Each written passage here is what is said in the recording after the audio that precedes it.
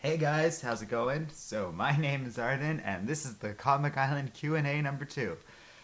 About 2 months too late. So I actually have filmed all of this once, but as I went over the footage, I really wasn't happy. My camera angles were way off.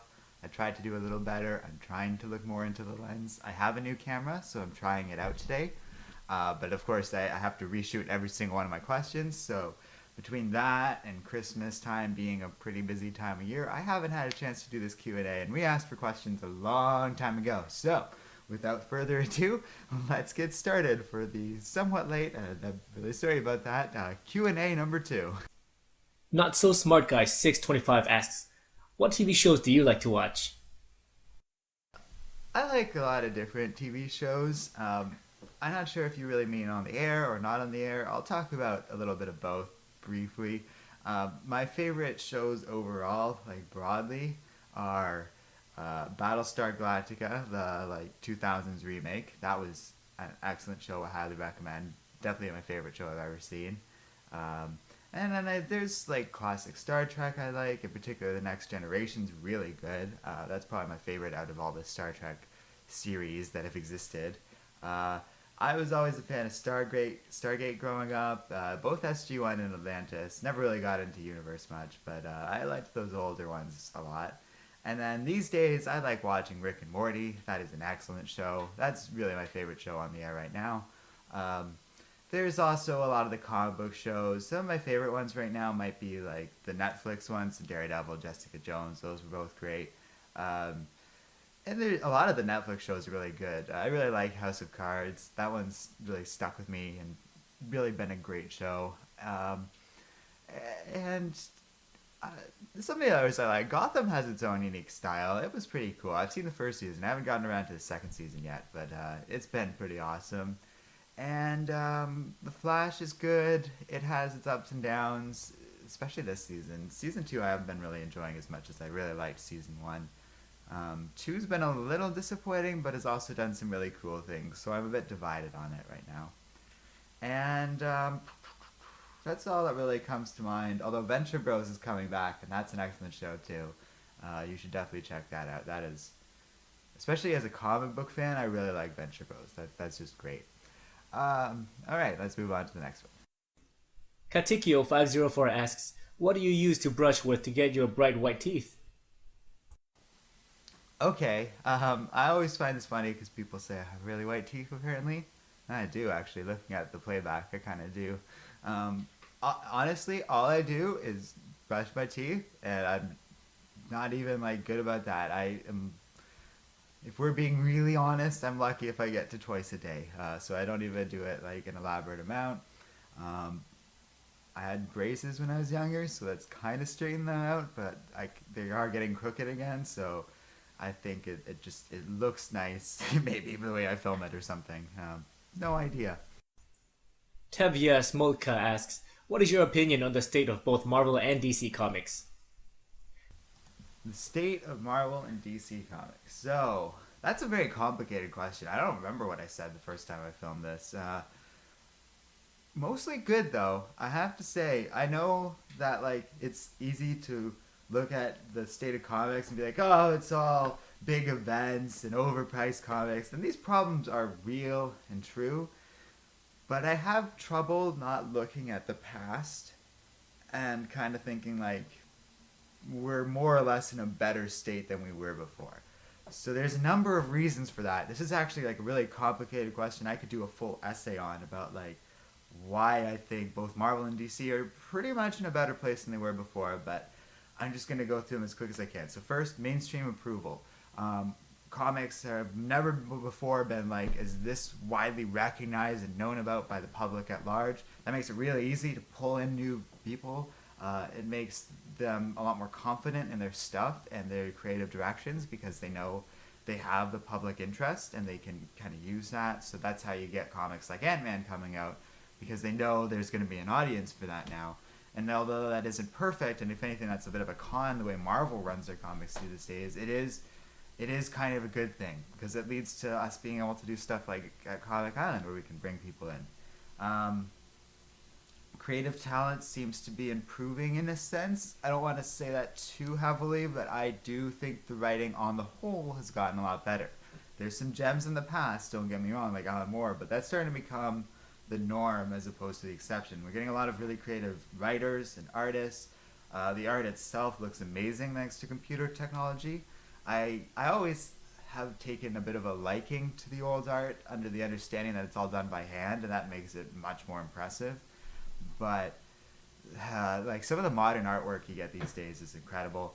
There's also a much bigger audience for independent comics, and there's a better mechanism in place for that. Like Image Comics is relatively new in the world of like this industry, and it's a great avenue for like creative owned content. So you get stuff like Saga, The Walking Dead, and that sort of thing. And I get that those aren't Marvel and DC, but that actually leads to a positive effect because you have a lot of more writers like kind of lingering around in the big two companies because they can do this independent work on the side, and that can kind of, it gives them the best of both worlds, and that's something that didn't really work as well in the past. So I do think it's better. I know Marvel in particular has a lot of issues in the modern age. Just the way they've been going about some things, and even the way they work behind the scenes, I think there are problems. Whereas DC has been getting a lot better in the last couple of years. You hear stories from the employees within DC, and they tend to indicate that it's been improving. Management's been improving. The staff at DC feel a lot more engaged with their comics because they have more like creative control, but also financial stake in it. Marvel is notoriously cheap for that, and I haven't heard much about them getting better, even though they've ballooned into this billion-dollar company. They kind of through Disney, they sort of have. Like things have gotten a little better under control of Disney actually, in terms of behind-the-scenes stuff, but I still hear of problems, and I think Marvel needs to start to restructure itself and recognize that it has the resources to be a bigger and better company. Okay, so I knew that was going to be a long answer, but I think that's a pretty concise explanation. Tevya Smoka also asks, what is your opinion of the Halo franchise as a whole? So the Halo franchise, I actually didn't notice this question until later, but I'm glad I didn't miss it. I really liked the Halo franchise, and what I mean by that is growing up, I remember when the Halo game came out, Halo Combat Evolved, and it really changed things for shooters and was a really cool game, and me and my friends played it a lot. We were all really excited for when Halo 2 came out, and I remember it was like early on in high school, so me and my friends were all excited, and we stayed up like the night it came out to play it, and had a lot of fun kind of doing so, but I also remember being really disappointed. I remember because like the first Halo has this great story that kind of you aren't expecting and is really interesting and deep and has all these angles to it that they like only explain in books and stuff. And I remember at the time thinking that was kind of dumb, and I still do, that you need to like get the better part of the story out of the books. And I've never read the Halo books, so I don't really appreciate it much. I just think it's honestly, I think that's kind of dumb. They don't really tell a good story in the Halo games. Like it's mostly just existing in the background. I get some people like that, but like I said, I prefer story-driven games, so it is a bit of a problem. That being said, the first Halo has great storytelling, and it is a pretty cool story overall. It just all falls apart in Halo 2, and that's where I kind of started to lose interest with the series. And I get that's like 4 or 5 games ago, so as you can understand, I don't really have a great opinions of it.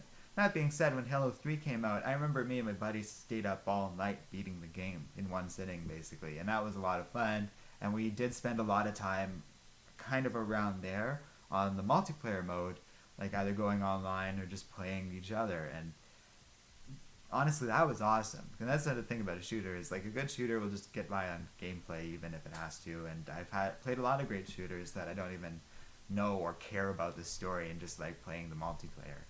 Like Modern Warfare 2. That's the problem, is all these modern shooters have come out and kind of further redefined shooters and made them a little more realistic, and they've given weapons a little more weight. And now I play Halo and it just isn't quite the same. I remember we played Halo 4, me and my buddy, and we played through it, and we got through, I think, most of the story, if not all of it. I was just like, you know what? This is dumb. Like, I was done with the Halo franchise after that, so I haven't played Halo 5, and honestly, I have no interest. I've increasingly pulled away from shooters as is. I've just kind of lost interest in that aspect of gameplay, and it's so competitive, and I just like to relax when playing video games, not scream at the TV about other teammates and that stuff, so I don't know. It lost me, especially after the original story was told. It never quite lived up to that. It never quite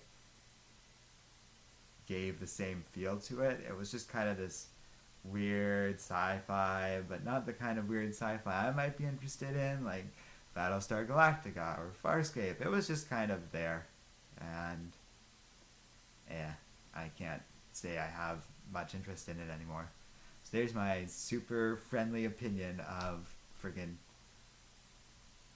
what was it again? Oh yeah, the Halo franchise. See how forgettable it is to me.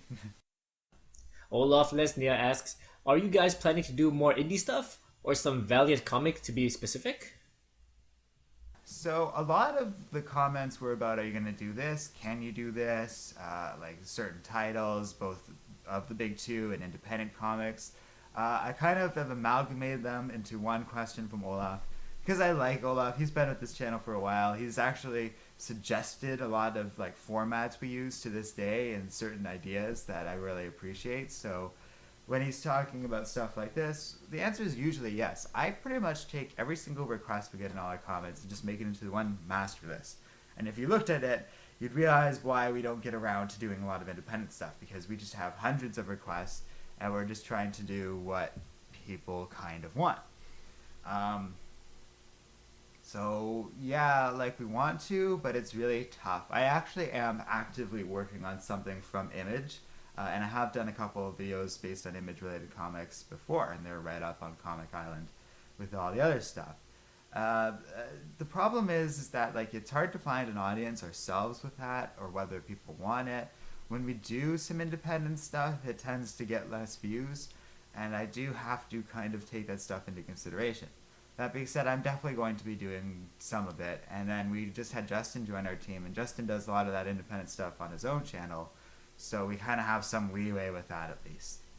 But no, for sure. And Valiant, yeah, like I don't have any immediate plans to do that, but I don't have any immediate plans for a lot of stuff. And down the road, I can definitely see wanting to do that. And Joey's kind of looking into branching out a little bit. He was talking to me about that, and he's kind of doing something along those lines. But there's plenty of stuff I want to talk about, for sure, in terms of like independent comics and all that. And the other thing that we can start doing is maybe bringing those into some of the top 10 videos or origin bios. That might be a good way to get people to branch out themselves. That's kind of part of my goal too.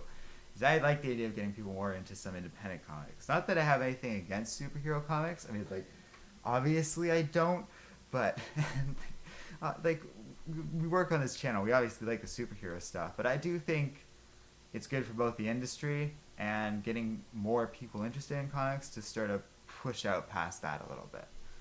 Doesn't mean the superhero stuff's going anywhere anyways, but I think it's a good idea to do a little bit of both.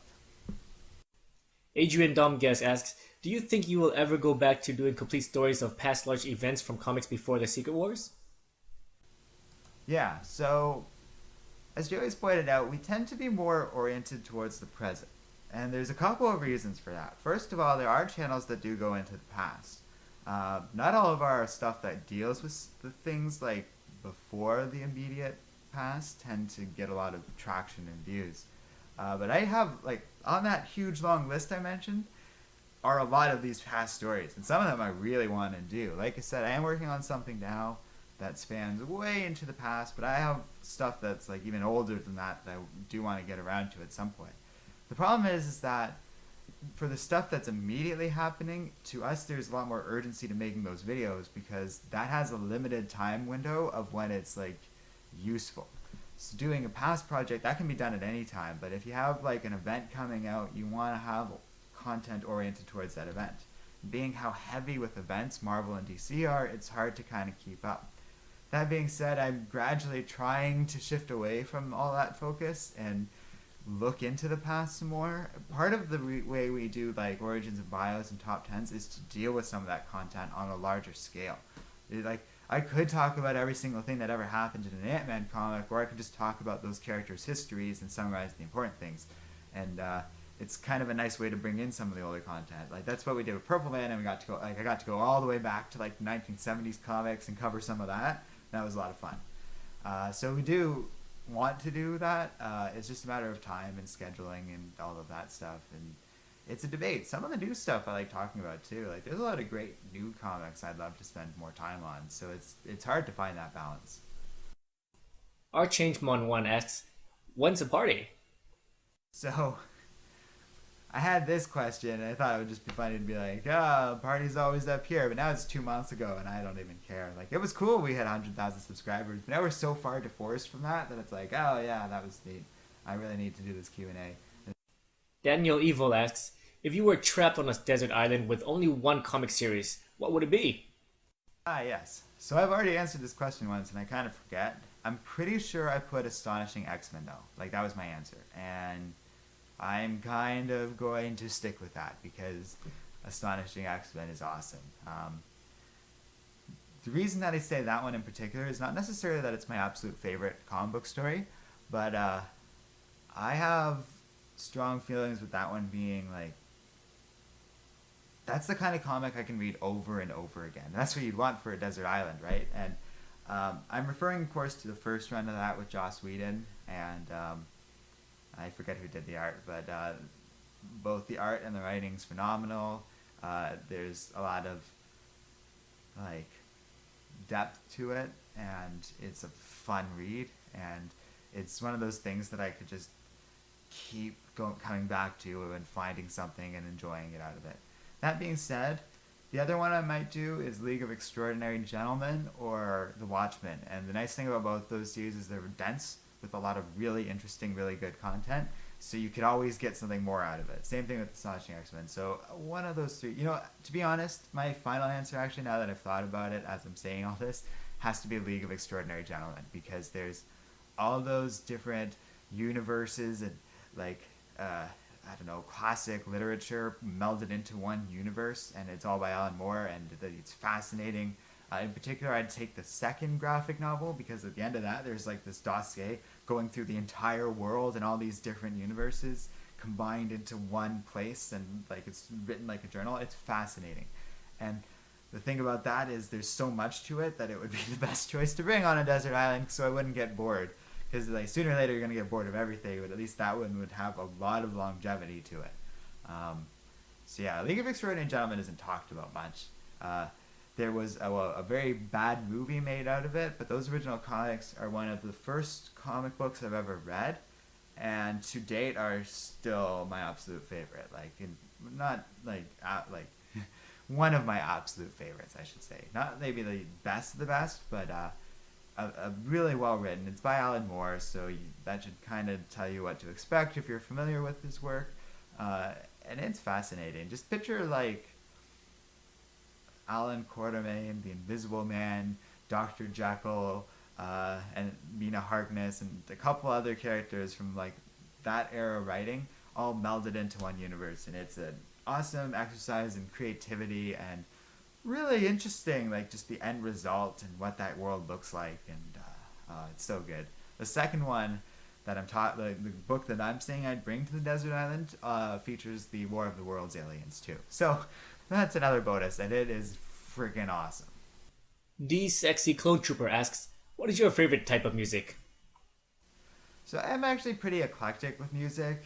I'll listen to like very current guilty pleasure pop songs, and then I also have an ear for like classic rock, and I also have an ear for classical music, and then I'll listen to like weird synth pop from the 80s or whatever else. Like, I'm very open-minded, and there's genres of music I'm less fascinated with, but then there's versions of those songs that I do like, and so I don't really want to dismiss of any one genre of music, not because I'm worried about offending somebody, but because I genuinely can think of like a song from any genre that I would listen to and enjoy.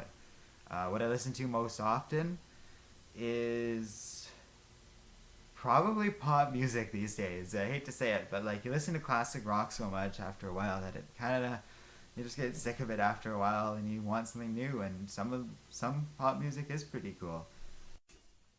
Justin Chu asks, "What is the worst superhero movie you've ever watched?" Oh, so it really comes down to two choices if you've seen them, and the answer is Catwoman. But Batman and Robin's a close second, and Batman and Robin's probably what most of you are thinking of. But like, Catwoman is a worse movie. It's just a bad movie overall. Like, it's one of the worst movies ever made, kind of deal. And Batman and Robin is too. But where at least Batman and Robin, you can kind of see there was some effort put into it. It is like terrifyingly bad still, but there are some things that they're trying for and certain aspects of it visually that are kind of interesting, even if visually it's still a mess. Like, there's really nothing that movie has to offer. There's even less somehow of Catwoman. Catwoman's the kind of movie where, like, I didn't think it would ever be a worse movie than Batman and Robin. Like, I didn't think you could make a worse movie than Batman and Robin. And Catwoman shows you that there is a new low. Like, it shows you there's lows that you never even imagined. No, but it's really that bad. Like, everything about it's wrong, from the acting to like the boring cinematography to just the whole writing and mess of that. The fact that it's an adaptation at all is irrelevant to just how bad it is. So, you can throw at me like the worst Fantastic Four movie or like X-Men Origins Wolverine, and they don't even compare. They're at least entertaining enough in their own weird ways because you can just kind of laugh at it. You can laugh at Catwoman, but it still gets to you just how bad it is, and the fact that they seriously made this, and this is what superhero movies were for a while. I can't even. It's the worst. And Noted asks, "What is your favorite comic book storyline or arc?" So this kind of ties into the earlier question. So we're going to assume that Watchmen, The League of Extraordinary Gentlemen, and Astonishing X-Men are along these lines. Other ones that I really like are, well, there's so many. Like, a single storyline arc is really hard. One of my favorites might be the second Ultimate storyline arc. I think it's called Power and Responsibility, but that might be the first one. Whatever it's called, it involves like Peter Parker going up against the Kingpin and kind of fully realizing himself as Superman, as Spider-Man at the time. That's got to be my favorite. It's a really good, fascinating story, and I enjoyed it. I don't know what else to say. It stuck with me. It was one of the earlier stories I've read, so it has a bit of more of an impact because of that. But it was Bendis's best writing at the time, and maybe in general, but he had a great handle on the characters, and he really worked with them and made you kind of empathize with them and follow them in this journey. And I don't know how much to add to that. That's probably one of my favorite arcs ever. The last arc of Rick Remender's Uncanny X-Force is amazing. That one is definitely up there. There's even like the old Secret Wars really has stuck with me. I only read that really when I did the video for it. I think I read it once before, but I did not have as good a memory of it. But I was reading it and I was like, this is awesome. There's also that story arc that kind of kicked off the Fantastic Four, and in like one fell swoop of a storyline, it introduced like the Inhumans, Galactus, I think the Silver Surfer, and several other huge characters. Like, built half the Marvel Universe in this one epic, like 40-issue storyline early on in the Fantastic Four. That thing is amazing. So those are some of the ones that come to mind. There's other stuff. I would have trouble picking, but at least one of the graphic novels in The Walking Dead would be one of my favorite storylines. And I know which one, but the only marker I have for it is super spoilery, but let's just say the end of the prison arc, and then most of you who have read the comics should know what I'm talking about. Especially the stuff that immediately followed that I really like too. Probably the first arc of Saga I really like. I know that one's a bit more hotly contested among my fan base about whether or not they like Saga at all, but I really do. It's always stuck with me too. And those are the ones that stick in my memory as the best and like my favorites. There are a few others that are coming to mind, but I don't really want to say like that they're my favorite. Like Swamp Thing is great, Constantine is great, but they aren't really staying with me as the absolute best. And then there's one oh yeah. So I don't really want to give it away because I'm kind of making a video leading up to it. But one of the Secret Wars tie-ins might be one of my favorite storylines or arcs I've ever read. We didn't review it on our channel, but I really liked it. Actually, a few of them I really liked, and it's too recent to really compare them. But one of them I'm thinking might actually make it to that list. Like it's that good. You'll find out about that sooner or later. I'm working on a video to talk about that.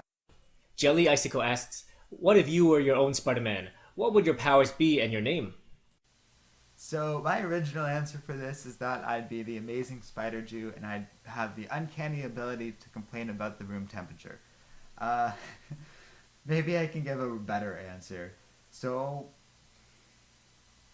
what I'm thinking is based on me, and I actually do have a background from my education in science and stuff, and I'm not the most like physically athletic person in the world necessarily, if you can't tell. I might go with like a more intelligent, gadget-oriented Spider-Man, and along those lines, like maybe my powers are more manufactured than like bitten by a mystical spider, creating a connection to the web of life. God, I hate that aspect of Spider-Man. I prefer the more technology-oriented stuff, and a lot of Spider-Man is mostly technology-oriented. All his villains traditionally were just guys in suits or like with special tech or gear that they built, while Spider-Man himself was largely based on that. So I'm thinking more along the lines of like 2099 Spider-Man or something like that. That's more where I lean. I don't know. It's all silly when you get right down to it. Although I really do like Spider-Man 2099's like powers and abilities. He's pretty interesting. Although Assassin might be one of the cooler ones too. Because he has like superly trained spider sense and stuff, so he's like completely aware of what's going to happen and all that. Yellow Jacket asks, what is your name? I'm pretty sure I repeat my name in every video, and I get that, and that's the joke. That's why he's asking that. But in case you can't tell, my name is Frank. Jeremy Borgia asks, what is your favorite video game franchise? Oh, okay. Well, see, I remember answering this question, but I don't remember what I said. Right now, as a franchise, it might be Witcher. That one's one that crept up on me. I really couldn't even get through the second Witcher game. I was just bad at it and didn't understand. But after playing 3, I'm really kind of hooked now and want to see more of this game and play more of this game because it's freaking awesome. So that's probably my favorite franchise. It's the Witcher franchise right now. It might have before been Dragon Age Origins, or Dragon Age, I guess you could say, because Origins is just the first game, the one that I really like. But I do kind of have a soft spot for both 2 and Inquisition anyways. Kind of. That's probably a close second, and Mass Effect is right up there too, because I am a BioWare fan. They just kind of sold their soul to EA, and it's all gone downhill from there. Other franchises I like, I don't know what you'd call it, but Telltale's franchise, if you can call it that, or like their various franchises are great. Really like story-driven games, and Telltale tells some of the best stories. There are issues with their games. In particular, the only one that is a franchise right now is The Walking Dead, and that one probably has the most issues. So, like season 2 of Walking Dead had a lot of problems, but of the game, that is, not the show. So that one, in spite of that, Telltale is one of the most interesting video game companies out there, and the one that I most look forward to when they have new releases. So they're really great as well. If you can't tell, for those of you who actually follow my personal YouTube channel, I'm also a big fan of Heroes of the Storm, but that's not really a franchise, but that's what me and my buddy play all the time, so I'm just slipping that in there. Kieran Hicks asks, do you ever watch or interact with Comic Torian? So I don't really watch Comic Torian anymore because I don't really have time to watch other people's comic book videos. I get my fill of comic book stuff that I don't really need to be going out for more. Betty's great though. His videos are really awesome, and don't get me wrong, I like him, and we do interact with him occasionally. He first contacted us for his 2014 video, or, yeah, 14. And we just kind of made a quick little video about that, and I think that was actually a big part in kind of helping our channel get past that first bump of like 5,000 or so subs. Um, and he appeared in one of our videos, last year's anniversary video. He had a small little voice cameo, but he was so good in that. Like, I love that appearance. And another thing was going to happen, and I just kind of lost interest in doing, like, he was going to do one of those Convergence tie-in videos for us, and I was just like, well, he's busy, we're busy, and I am sick to death of Convergence, so I just kind of didn't bother with that. And then he even sent a nice little message when we hit 100,000 subscribers leading to this video, that just congratulating us and stuff. So he's a great guy. I don't have a single negative thing to say about him. He's great. We're just both busy, so we don't really have time to appear in each other's videos, and he's in a different time zone from both me and Joey, which further complicates things. It's not off by a huge amount, but that does make things a little difficult, because then we're all operating at different times and stuff, so yeah. But I'd love to have him back in a little voice role like that or something like that, and he'd probably do it for us, because he's just a nice guy. Yeah, like I said, we actually do, on their website, theweeklypoll.net, our videos are posted, because he's a nice guy and he offered to get us to join that. So, again, I have nothing negative to say about him, just all positive. Justin Chu also asks, who should play Brainiac in the Justice League film? This is an interesting question. Justin Chu asked a bunch of questions, and now we're going to go through some of them, because some of them were really kind of like stuff I wanted to answer.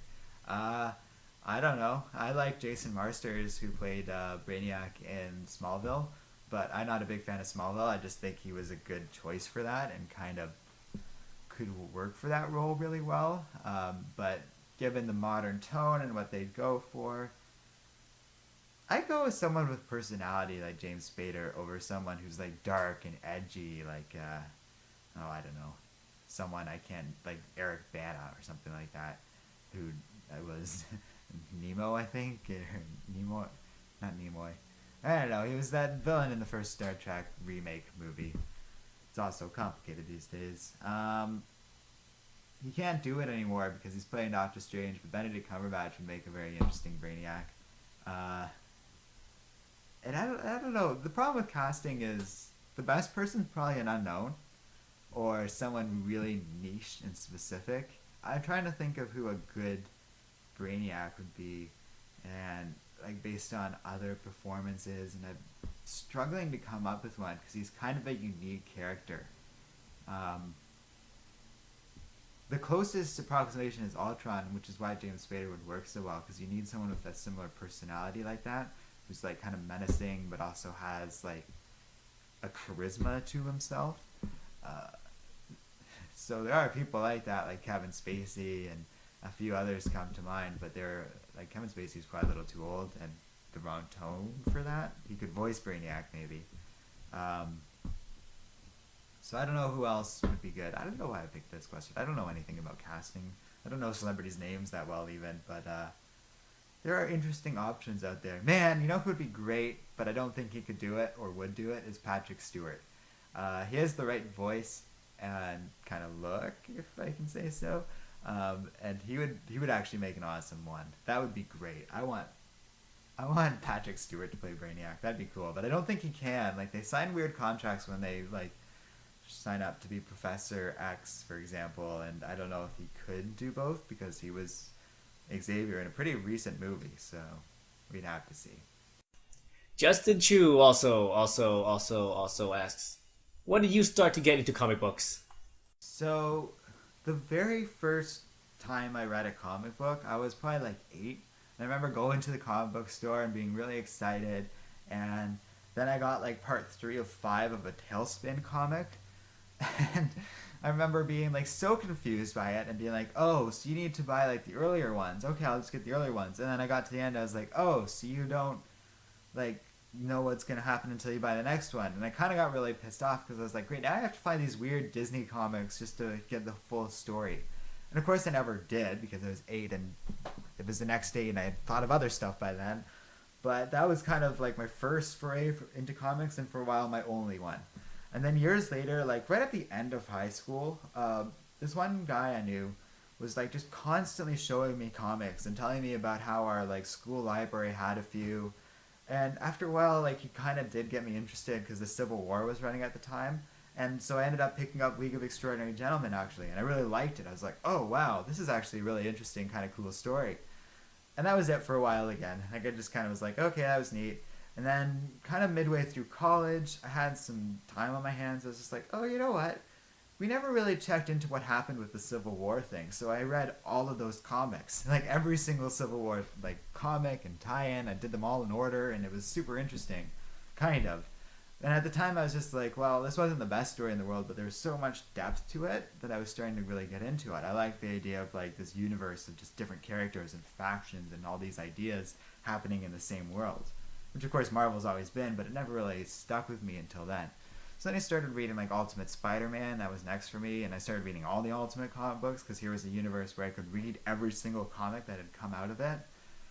Unlike Marvel universe and DC universe, which was by then too big. But then I started to get into the mainstream Marvel world and the DC world, and started reading a lot of Batman comics, and by then I was hooked. And so it's been a good 7 years on and off of reading these things, but I've read some really interesting stories by then, and that's how I kind of started to get more into it as a hobby and to start to take it a little more seriously, which gradually evolved into doing this as a hobby, which gradually evolved into this being like kind of a thing I do and something where we've reached an audience, which is really cool.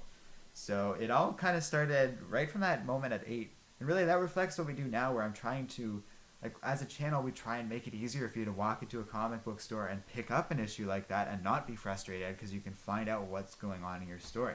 And that's kind of the point of Comic Island. So that early foundation kind of transitioned into high school, where like even just reading a couple of stories really made an impact on me, so that later in college I had a reason to get into it more, and then I started reading these comics and they were great, and it's kind of stuck with me since then.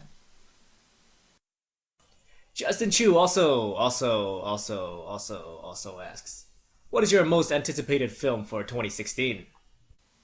There's a lot coming out this year. To be honest, I don't know that much about movies in general, so I'm gonna restrict it to I don't know if it is.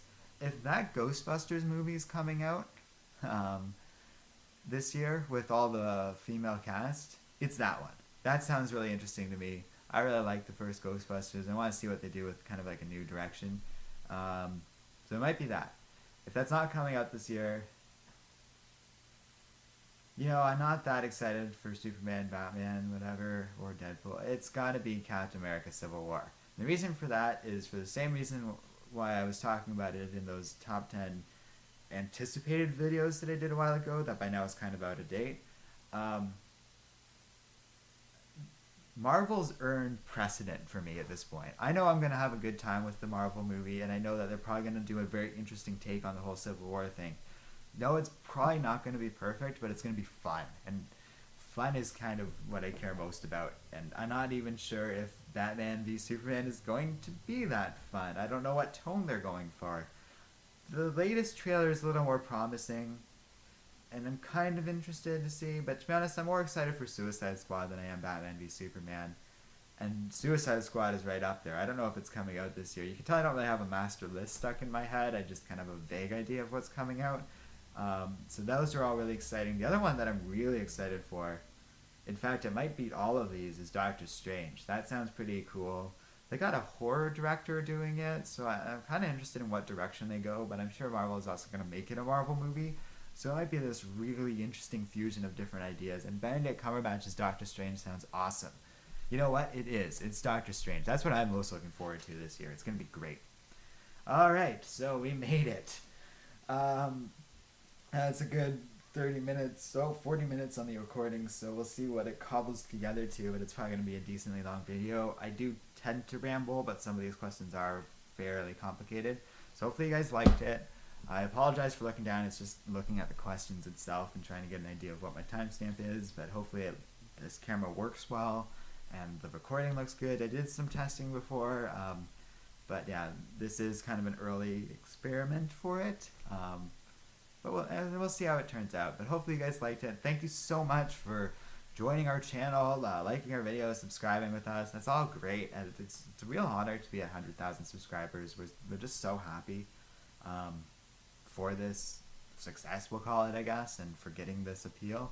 And yeah, we really are just truly humbled and grateful for your time spent with us and all that. So we're happy to do a little Q&A like this. Hopefully I answered some of your questions in a way that you guys found interesting. Hopefully I picked some interesting questions too. I tried to go for what I thought would be the most interesting answers from me. And yeah, that's about everything.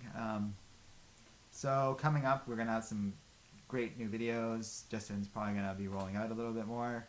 I have some very interesting plans going forward. I just really need to get this out of the way because it's been long overdue. So I'm going to go ahead and start working on those. Well, no, I'm going to edit this video and then I'm going to go ahead and start working on those. But by the time you're seeing this, that's what I'm going to be doing now. So thanks a lot, guys. Have a good one, and I'll see you next time.